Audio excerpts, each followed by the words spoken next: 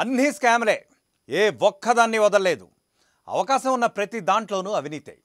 మాజీ ముఖ్యమంత్రి కేసీఆర్పై ఆ పార్టీకి చెందిన ఓ నేత చేసిన వ్యాఖ్యలివి. కాళేశ్వరం, హరితహారం, చివరికి సీఎంఆర్ఎఫ్లోనూ అవినీతికి పాల్పడ్డారని సంచలన వ్యాఖ్యలు చేశారు బీఆర్ఎస్ మాజీ నేత రాజేంద్ర కుమార్.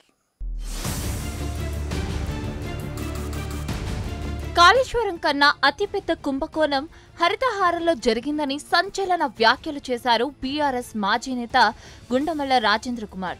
2015లో ఈ పథకాన్ని ప్రారంభించారని చెప్పారు.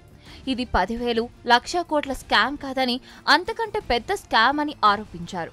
234 కోట్ల మొక్కలు నాటడం అనేది అసాధ్యమని, రోబోలు కూడా ఆ పని చేయలేవని వెల్లడించారు. ఒక్కో మొక్క కోసం దాదాపు 50 రూపాయలు ఖర్చవుతుందని, దాని పెంపకం కోసం మెయింటెనెన్స్ 3,000 రూపాయలు ఖర్చవుతుందని అన్నారు. ఇది ఒక స్కామ్ అని కూడా ఎవ్వరూ ఊహించరని సెన్సేషనల్ కామెంట్స్ చేశారు.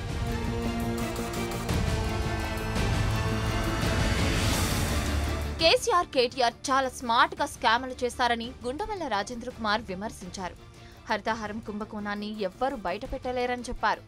234 కోట్ల మొక్కలు చూపించమంటే వరదలు ఎవ్వరు పట్టించుకోకపోవడం వల్ల ఎండిపోయాయనే కారణాలు చెప్పవచ్చని, కానీ ఇప్పటికే ఆ పథకానికి సంబంధించిన డబ్బులు వారి ఖాతాలోకి వెళ్లిపోయాయని తెలిపారు. సీఎంఆర్ఎఫ్ పథకంలోనూ స్కామ్ చేశారని అన్నారు రాజేంద్ర కుమార్.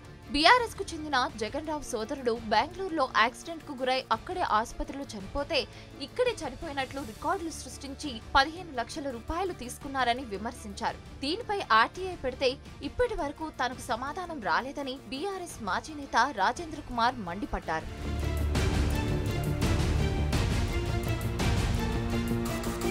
ఇక సీఎంఆర్ఎఫ్, హరితహారంతో పాటు ఉద్యోగుల్లోనూ స్కామ్ జరిగిందని తెలిపారు రాజేంద్ర కుమార్. మిషన్ భగీరథలోనూ భారీ స్కామ్ జరిగిందని ఆరోపించారు. బీఆర్ఎస్ హయాంలో అన్ని స్కామ్లే జరిగాయని ఆయన షాకింగ్ కామెంట్లు చేశారు. ఆ స్కామ్ల గురించి మాట్లాడినందుకే తనను టార్చర్ చేశారని ఆవేదన వ్యక్తం చేశారు. అయితే ఆ సమయంలో తనకు అప్పటి ప్రతిపక్ష నేతలు అండగా నిలిచారని బీఆర్ఎస్ మాజీ నేత గుండమల్ల రాజేంద్ర కుమార్ గుర్తు చేసుకున్నారు. బీఆర్ఎస్ లో ఉన్నప్పటికీ ప్రతిపక్ష నాయకులే కాపాడారని చెప్పారు. ఇంట్లో వెనక గదిలో పడుకునే ముందు 2 డోర్లకు తాళం వేసుకుని పడుకునే వాళ్ళమని, అంతలా భయభ్రాంతులకు గురి చేశారని నాటి సంఘటనలను బయటపెట్టారు.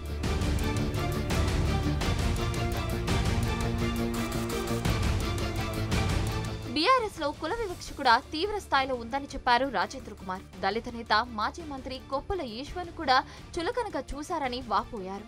కొంగర కలాం సభకు వెళ్తుండగా తాను దళిత సీఎం గురించి కేసీఆర్ కు సలహా ఇచ్చానని, ఒక 6 నెలలు కొప్పుల ఈశ్వర్ ను సీఎంగా చేయాలని సూచిస్తే తనపై జగన్ రావు తీవ్ర స్థాయిలో విరుచుకుపడ్డారని ఆవేదన వ్యక్తం చేశారు. వాడి స్థాయేంటి, కేసీఆర్ సార్ స్థాయేంటి, కొప్పుల ఈశ్వర్తో కేసీఆర్ ని పోలుస్తావా అంటూ ఇష్టం వచ్చినట్లు మాట్లాడారని వాపోయారు.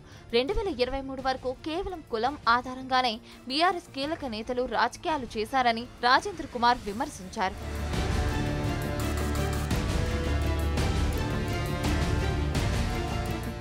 అసలైన తొలి వెలుగు. ఫాలో వాట్సాప్ @తొలి వెలుగు official.